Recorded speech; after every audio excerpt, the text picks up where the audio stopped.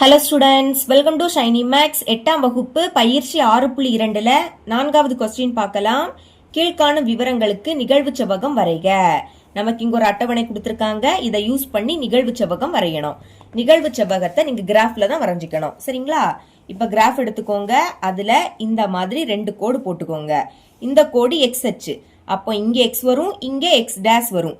இந்த எக்ஸை நீங்க இங்கேயும் போட்டுக்கலாம். ஆனா இங்க 70ஓட நிறுத்திருக்கனால பக்கத்துலேயே நான் எக்ஸ் எழுதிக்கிட்டேன். சரிங்களா? அடுத்து இது ஒய் அச்சு. ஒய் அச்சுல மேலே ஒய் வரும், கீழே ஒய் டேஷ் வரும். இனி இந்த 2 கோடுகளும் சந்திக்கிற இந்த புள்ளிய 0 அப்படின்னு எடுத்துக்கணும். அடுத்து அளவு திட்டம் எழுதிக்கலாம். இப்ப அட்டவணையை பாருங்க. மேலே என்னது இருக்கு? பிரிவு இடைவெளி.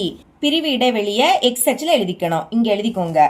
இங்க 0ல இருந்து 10, 10ல இருந்து 20, 20ல இருந்து 30, 30ல இருந்து 40. இந்த மாதிரி 10இன் மடங்கா கொடுத்துருக்காங்க. அதனால எக்ஸ் அச்சுல நீங்க 10 அலகுகள் அப்படின்னு எடுத்தா போதும். அதை தான் இங்க எழுதியிருக்கேன். அளவு திட்டம் எக்ஸ் அச்சில் 1 சென்டிமீட்டர் = 10 அலகுகள். இப்படி எழுதிக்கோங்க. அப்போ இது 0னா இங்க டார்க்கா இருக்கு பாத்தீங்களா? இது 10. அடுத்து 20, 30, 40, 50, 60, 70 இந்த மாதிரி எழுதிக்கோங்க. அப்புறம் அட்டவணையில கீழே என்னது இருக்கு? மாணவர்களின் எண்ணிக்கை. இதை நீங்க ஒய் அச்சுல எழுதிக்கணும். இங்க எழுதிருக்கீங்க பாருங்க, மாணவர்களின் எண்ணிக்கை. இந்த மாதிரி சரிச்சு எழுதிக்கோங்க. இங்க 5, 15, 23, 20, 10, 7 இப்படின்னு இருக்கு. நீங்க இதுல ஒரு அலகுகளும் எழுதிக்கலாம், இல்லாட்ட 2 அலகுகளும் எடுத்துக்கலாம். நான் ஒய் அச்சுல 2 அலகுகள் அப்படின்னு எழுதியிருக்கேன். ஒய் அச்சில் 1 சென்டிமீட்டர் = 2 அலகுகள். இப்ப இது 0னா இங்க டார்க்கா இருக்கு பாத்தீங்களா? இது 2. அடுத்து இது 4, 6, 8, 10, 12 இந்த மாதிரி எழுதிக்கணும். அதாவது 2ஆம் வாய்ப்பாடுல வாரது. ஓகேங்களா? ஃபர்ஸ்ட் நீங்க இந்த மாதிரி எழுதிக்கோங்க. இனி நம்ம நிகழ்வு செவ்வகம் வரையலாம். பிரிவு இடைவெளி 0ல இருந்து 10ல மாணவர்கள் எண்ணிக்கை 5.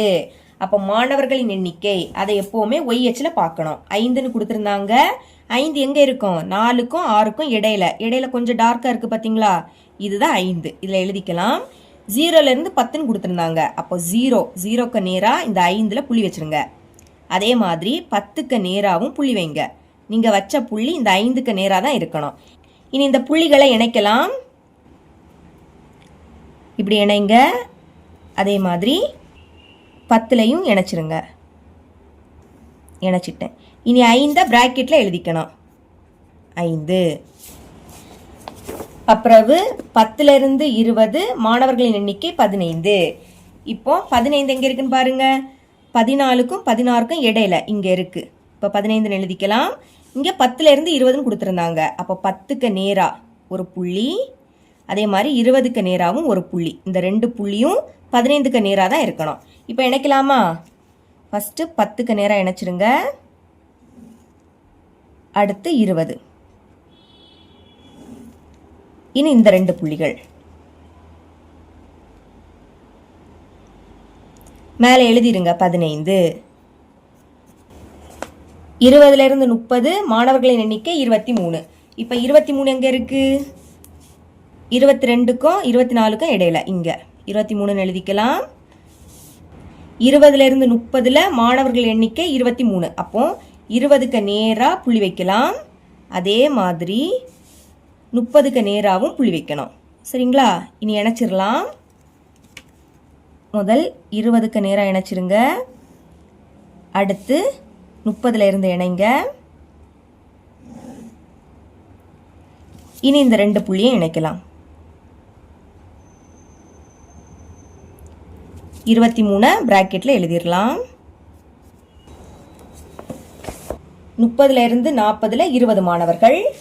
இப்போ மாணவர்களின் எண்ணிக்கை 20 இங்க இருக்கு. சரிங்களா? 30ல இருந்து 40. அப்போ 30க்கு நேரா புள்ளி வச்சிருங்க.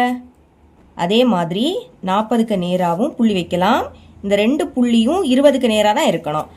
ஓகே, இணைக்கலாம். 30ல இருந்து இந்த புள்ளிக்கு கோடு இருக்கு. சரிங்களா? அப்ப 40ல இருந்து இணைக்கலாமா? இணைச்சிட்டேன். அடுத்த இந்த 2 புள்ளியை இணைங்க. பிராக்கெட்ல 20ன்னு எழுதிக்கலாம். அடுத்து 40ல இருந்து 50ல 10 மாணவர்கள். இப்போ 10 இங்க இருக்கு. சரிங்களா? 40ல இருந்து 50. அப்போ 40க்கு நேரா புள்ளி வச்சிருங்க. அதே மாதிரி 50க்கு நேராவும் புள்ளி வைங்க. இந்த 2 புள்ளியும் 10க்கு நேரா தான் இருக்கணும். ஓகே, 40ல இருந்து இந்த புள்ளியை இணைச்சிருக்கோம். அடுத்து 50லேருந்து இணைக்கலாம். அப்புறவு இந்த 2 புள்ளியும் இணைச்சிருங்க. இப்போ பிராக்கெட்டில் 10ன்னு எழுதிக்கலாம். கடைசியாக 50லேருந்து 60ல் 7 மாணவர்கள். இப்போ மாணவர்கள் எண்ணிக்கை 7. 7 எங்கே இருக்குது? 6க்கும் 8க்கும் இடையில இங்கே தான் 7 இருக்குது. இப்போ 7க்கு நேராக 50க்கு மேலே புள்ளி வச்சுருங்க. ஓகே, வச்சுட்டேன். அதே மாதிரி 60க்கு மேலேயும் புள்ளி வைக்கணும். இணைச்சிடலாமா? இங்கே நம்ம இணைச்சிட்டோம். இனி 60க்கு நேராக இணைச்சிருங்க. அப்புறவு இந்த 2 புள்ளியையும் இணைக்கலாம்.